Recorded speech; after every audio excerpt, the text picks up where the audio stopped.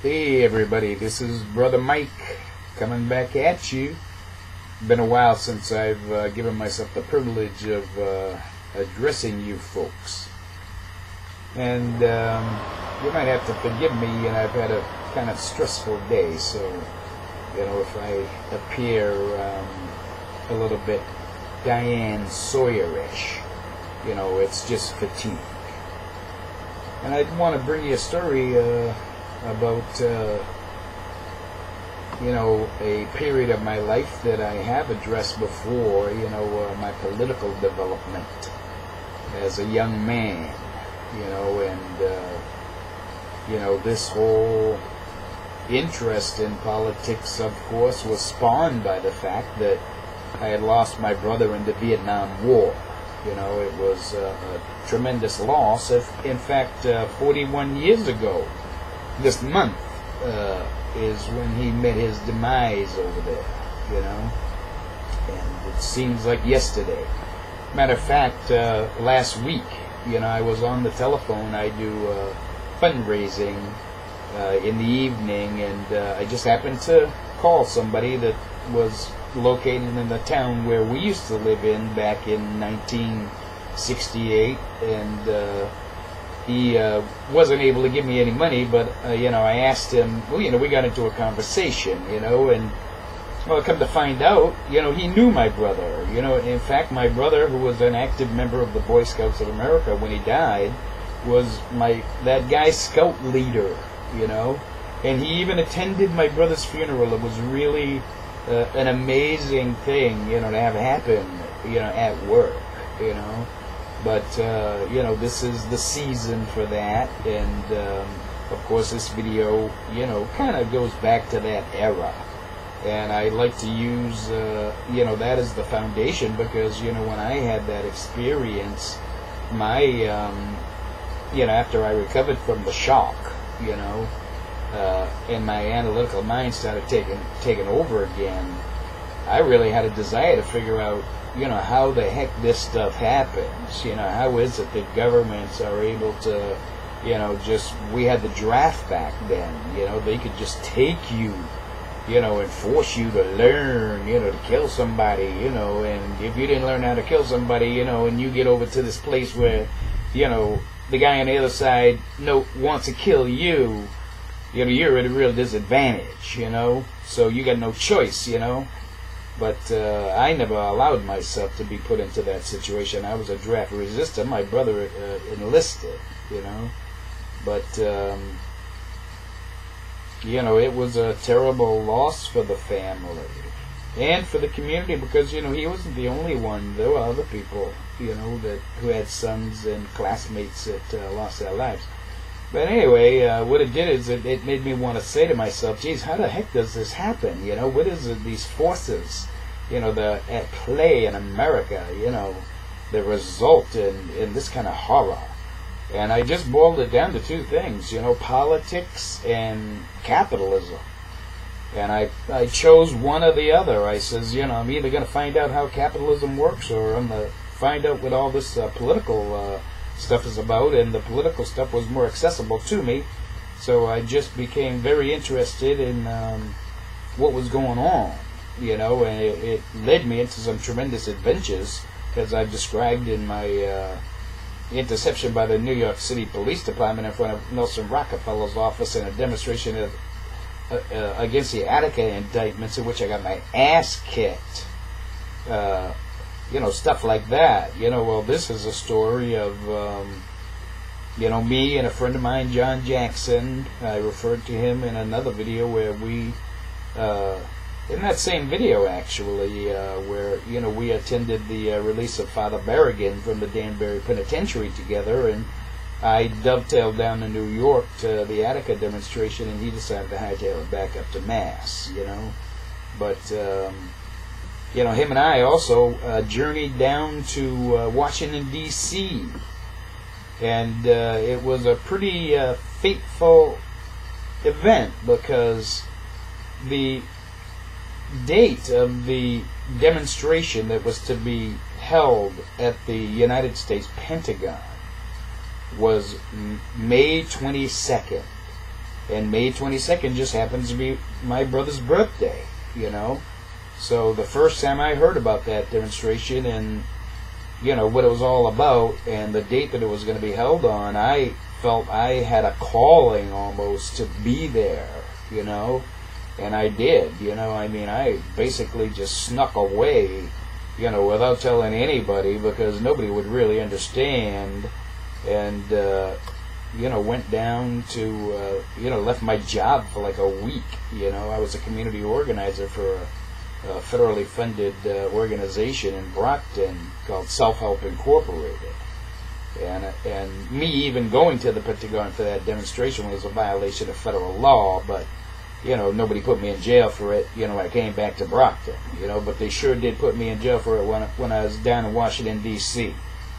Because, I mean, we arrived, hitchhiked down there and arrived, you know, in the midst of what was really one of the most incredible spectacles I've ever seen. You know, there were 500,000 people convened in Washington, D.C., and they all had one mission, and that was to express their disenchantment with the Vietnam War. And they did it in a very organized way, and, you know, a tremendous amount of venues were employed, very wide spectrum of political representation. Everybody from the American Friends Services Committee to Jerry Rubin, you know what I mean? And you really could get an education down there. And, well, me and John Jackson, you know, we planned on being at the Pentagon on May 22nd. And that evening we stayed at the Catholic University. There was a kind of like an event there, you know. Richie Havens provided the music, one of my favorite musicians of that time. He even had the pleasure of being addressed by June Lockhart. I don't know if you remember her. She was like Timmy's mother on Lassie. And she was the mother of Will Robinson on Lost in Space. I mean, just an iconic figure for me, you know, in my youth. And she was there, and, you know, she was kind of portrayed as the den mother, you know, kind of like the lady that tries to get you to behave yourself and you know, do the thing right, you know, and don't bring shame upon, you know, the principles that you're representing, you know, with bad behavior, you know.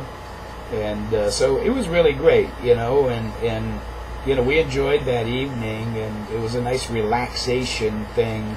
It was almost like a, you know, a Greek metaphor, you know, where, you know, you were just like soothed by music and entertained, and, you know, just collaborating with each other, and, you know, a lot of edification going on, you know, in preparation for what was probably going to be a very violent day for you, you know, the following day. And it was.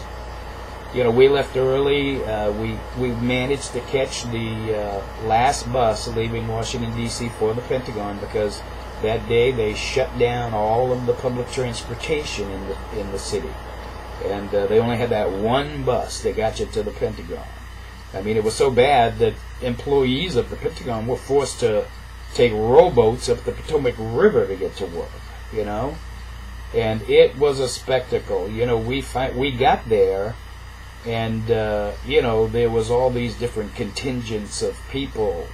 You know, some of them were like really radical, you know, not so clean and not so, you know, well-behaved people, you know, and, you know, some of them were intellectuals. You know, there were famous people there.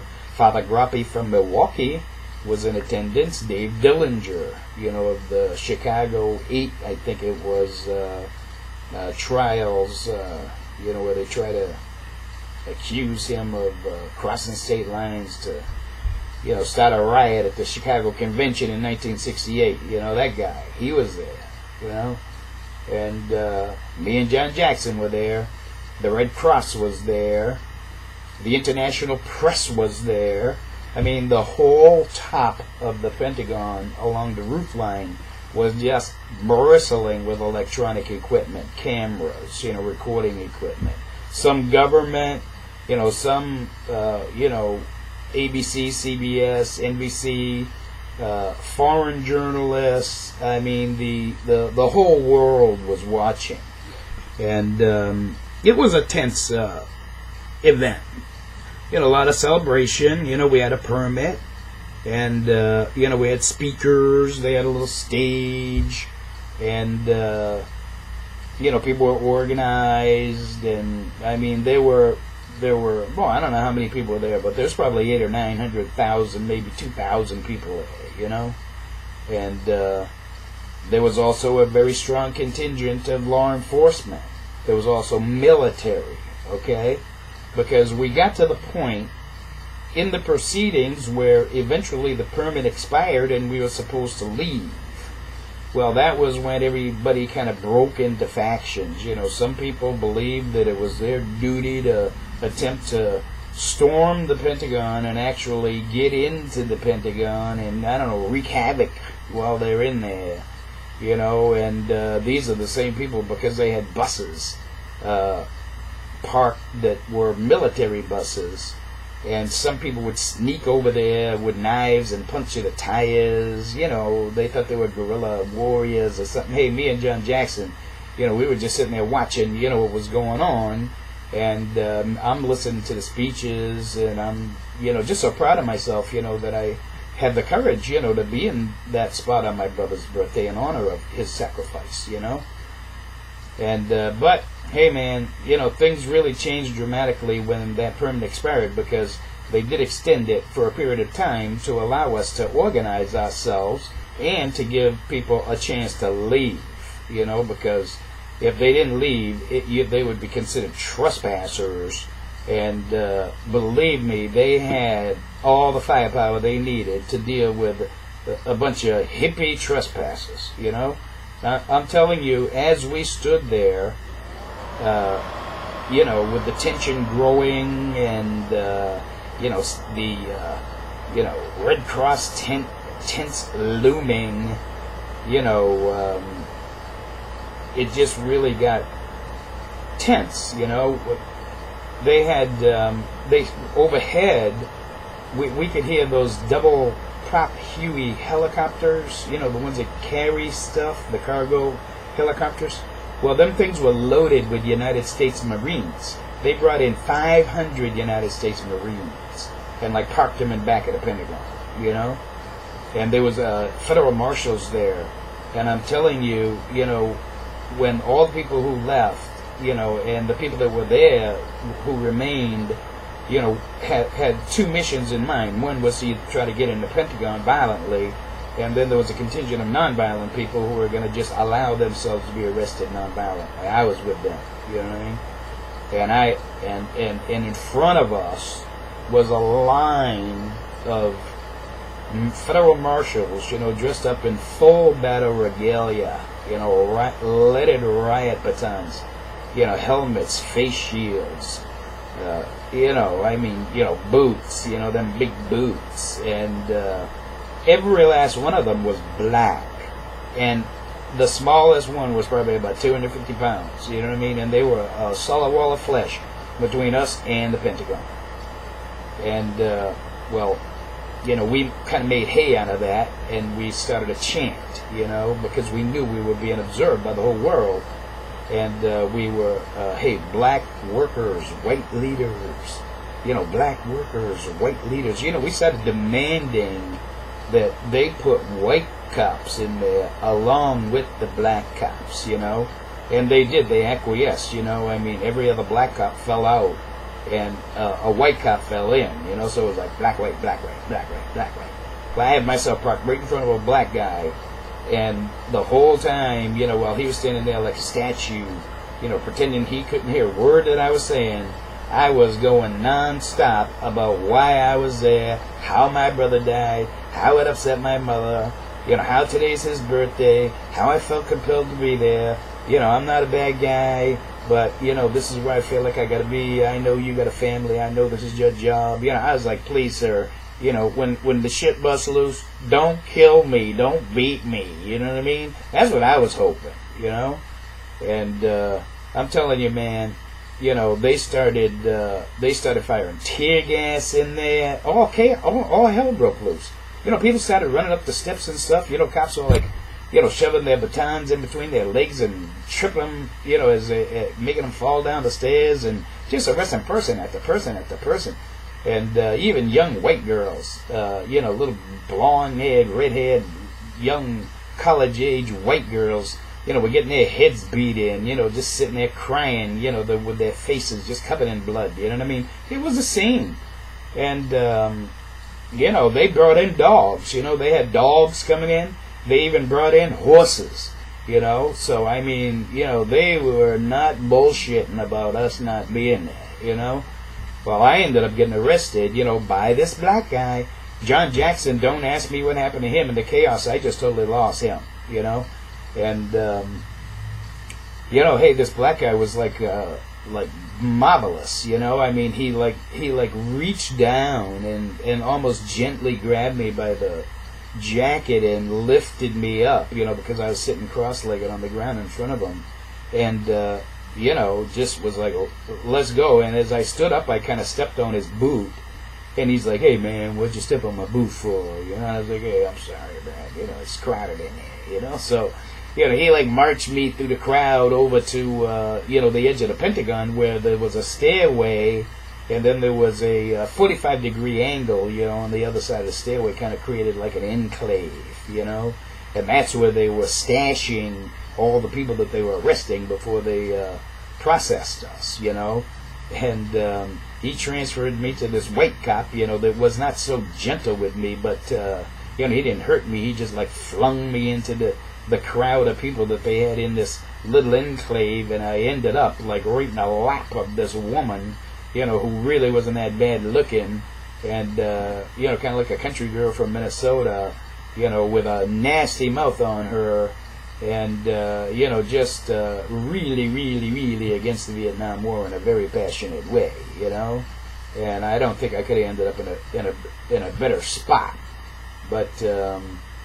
Make a long story short, they took us and processed us under the garage in the Pentagon. They arrested 202 of us that day. Proud to say I was the only African American arrested. I'm looking around, I'm saying, where's all the brothers? You know what I mean? Since we were disproportionately killed in Vietnam, you'd think there could have been more black people there, but, I don't think black people, except for the Black Panthers and, some other very sophisticated esoteric groups, the average common black man, was not politically astute, enough to find himself in a situation like that or feel compelled to be there, But, they took us to this place called the Occoquan Detention Center in Virginia. And I thought they were going to lock us up in like a dungeon or something. It was like a dormitory. They had beds all lined up, bathrooms, the food. It really wasn't that bad, and they kept us in there for 3 days, and I guess they were trying to figure out what they were going to charge us with. We had ACLU lawyers, but the best part about it was I was in the same detention facility along with Dave Dillinger, so that was an honor. And there was a lot of people that were very there were a lot of people, very prosperous people, like the owner of the Powder Ridge ski area, I think located in Connecticut. He got locked up there too, you know what I mean? So you got to meet a lot of different people. We did a lot of strategizing. A lot of learning and understanding, and after 3 days, it was really they just decided to let us go, But in the process of all this, this girl, that I got thrown into the lap of, she managed to contact me, because they were on the first floor, we were on the second floor. We had a little line with a clothespin, where we could get notes up and down. And she sent me a note, she wanted me to meet her outside of the detention center when we got released, but they released the women first, so I never did get to, rendezvous with her. But I did get the bus ride back to Washington D.C. and it was funny because she gave me $50. She sent me $50. And I went to this bar and had a couple of drinks, after being locked up for 3 days, in the whirlwind of political discourse, I needed a drink. And so I sat at this bar and I had a couple of scotches, and then I went back out onto the street and I'm like, hey, where am I going to go? It was like nighttime. And the Americans Friends Services Committee had a little thing going on down by the White House, where they give you food and, talk to you, stuff like that, So I went down there and, I think I did have a little bit of their porridge or whatever they had, And then I went and sat down on the sidewalk right in front of the White House by the rail fence with the little, granite step there, And I was just like, oh, what have I been through, Now I got to go home and tell my boss. And, oh, Lord, it was wicked, I just got so much input, And I look up, I see this Plymouth Barracuda pull up to the curb, passenger door opens, a woman gets out of the car, starts walking briskly towards me. She gets closer. It's the woman that they threw me into the enclave with, that I ended up in her lap. The one with the dirty mouth and with the hatred of the Vietnam War like I'd never seen before. And I don't want to tell you her name, but she's from Minnesota. Wonderful, wonderful person, iconic figure in my life. She had been driving all around Washington, D.C. with her friend looking for me and found me. And then put me in the car and took me to this swank house in Falls Church, Virginia that she was staying at, friends of hers. They had adopted Chinese children that knew how to, they could play the cello, and these kids are little geniuses, and, way outside of my lifestyle, you know what I mean? But they treated me like a king, for crying out loud, and I got a good night's sleep, and I was among people, who really liked me, and, her and I became very, very good friends for many, many years to come. She married 3 men, between that time and this day, and I've known her through all 3 of those marriages, and I'm welcoming her home. I don't care who her husband is, But, I learned a lot about who I am too, because I figure I made my bones as a man because I stood up. I had a principle that I was, believing in, and I was prepared to make the ultimate sacrifice. You know what I mean? And I think we need more of this in America, because the forces that we're at war against now are more vicious than those forces there. It's more insidious and it's more invasive. And it's more global in nature, and the evil nature of it is just compounded. It supersedes the evil of that day, like the atom superseded gunpowder. We're living in some bad times with these corporations and the way they're co-opting the government. But anyway. Thanks very much for listening to me, and I hope you enjoyed my dissertation on that very exciting expedition to Washington, D.C. on May 22nd, I think it was 1971, 72. 1971. There were 500,000 people in Washington, D.C. that day, the biggest crowd I've ever seen in my life. Take care, folks.